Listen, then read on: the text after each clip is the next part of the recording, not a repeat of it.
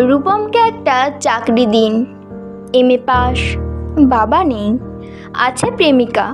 সে আর 2-1 মাস দেখবে, তারপর নদীর এপার থেকে ওপারে গিয়ে বলবে, রূপম আজকে চলি, তোমাকে মনে থাকবে চিরদিন।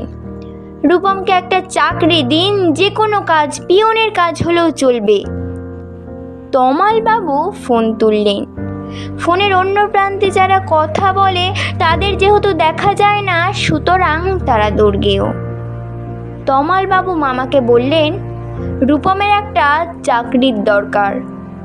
মামা বললেন কাকাকে, কাকা বললেন জ্যাঠাকে, জ্যাঠা বললেন বাতাসকে। মানুষ জানলে একরকম, কিন্তু বাতাস জানলে প্রথমেই ছুটে যাবে দক্ষিণে। সে বলবে দক্ষিণের অরণ্যকে, অরণ্য বলবে আগুনকে, আগুন গেল আলিমুদ্দিন স্ট্রিটে, আলিমুদ্দিন ছুটল নদীকে বলার জন্য। নদী এসে আছড়ে পড়ল উপকূলে। সমুদ্র হিমাচল বলে উঠল, রূপমকে একটা চাকরি দাও, এমএ পাশ করে বসে আছে ছেলেটা।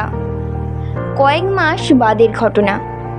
আমি বাড়ি ফিরছিলাম সন্ধ্যাবেলায়। গলির মোড়ে 7-8 জনের জটলা দেখে থমকে দাঁড়ালাম। জল থেকে সদ্য তুলে আনা রূপমের ডেড বডি, সারা গায়ে ঘাস, খড়কুটো, হাতের মুঠোয় ধরে থাকা একটা 1 টাকার কয়েন। পাবলিক বুথ থেকে কাউকে ফোন করতে চেয়েছিল রূপম।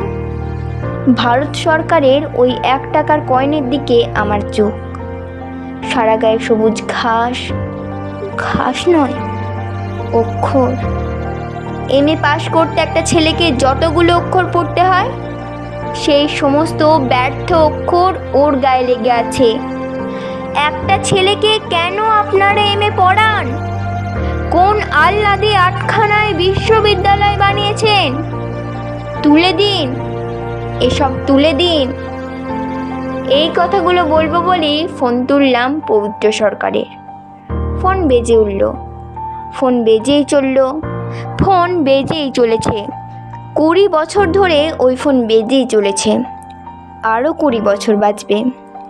বাতাস বলছে অরণ্যকে, অরণ্য চলেছে নদীর দিকে। নদী উপকূল থেকে আছড়ে পড়ে বলল, রূপমকে একটা চাকরি দিন।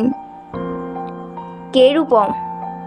রূপম আচার্য, বয়স 26, এমএ পাস। বাঁ দিকের গালে একটা কাটা দাগ আছে।